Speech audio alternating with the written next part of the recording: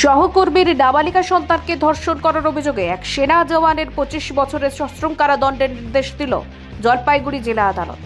শনিবার আদালতের বিশেষ পক্সো কোর্টের বিচারক ইন্দ্রবর ত্রিপাঠী এই সাজা ঘোষণা করেছেন বলে জানালেন বিশেষ সহকারী সরকারি আইনজীবী দেবাশিস দত্ত।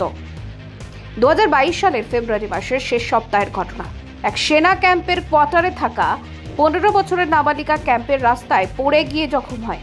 পড়শি কোয়ার্টারে থাকা এক সেনা ওই নাবালিকাকে পায়ে ওষুধ লাগিয়ে দেওয়ার জন্য নিজের কোয়ার্টারে নিয়ে যায় নাবালিকাকে।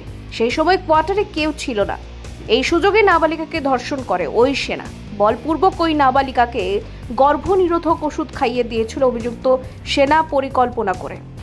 কয়েক মাস বাদে ওই নাবালিকার শরীরের পরিবর্তন হতে শুরু করে, রক্তপাত শুরু হয় দাবি পরিবারের।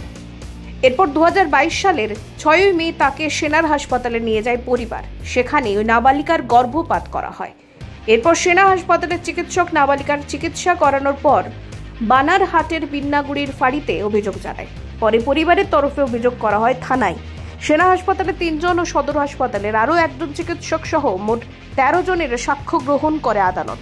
শুক্রবার অভিযুক্ত সেনা জওয়ানকে দোষী সাব্যস্ত করে আদালত। বিশেষ সহকারী সরকারি আইনজীবী দেবাশিস দত্ত এই বিষয়ে বলেন, নাবালিকার গোপন জবানবন্দি হয়েছে। অভিযুক্ত সেনা জওয়ানকে 25 বছরের কারাদণ্ডের নির্দেশ দিয়েছেন বিচারক। 1 লক্ষ টাকা জরিমানা, অনাদায়ে আরও 1 বছরের কারাদণ্ড। নাবালিকাকে 3 লক্ষ টাকা লিগ্যাল সার্ভিস অথরিটির তরফে দেওয়ার নির্দেশ দেওয়া হয়েছে। অভিযুক্তের পরিবার হাইকোর্টের দ্বারস্থ হতে চলেছে। জলপাইগুড়িতে পরপর এই আদালত দুটো কেসেই 25 বছরের সশ্রম কারাদণ্ড ঘোষণা করলো এবং আমার মনে হয় এই বার্তাটা সমাজের কাছে যাওয়া উচিত যে এরকম ধরনের অন্যায় করলে সাজা পেতে হয়। এটা অবশ্যই সমাজের কাছে একটা বার্তা যাবে এবং যারা এই দুষ্কর্মের সঙ্গে যুক্ত আছে তারা সকলেই সাবধান হবে।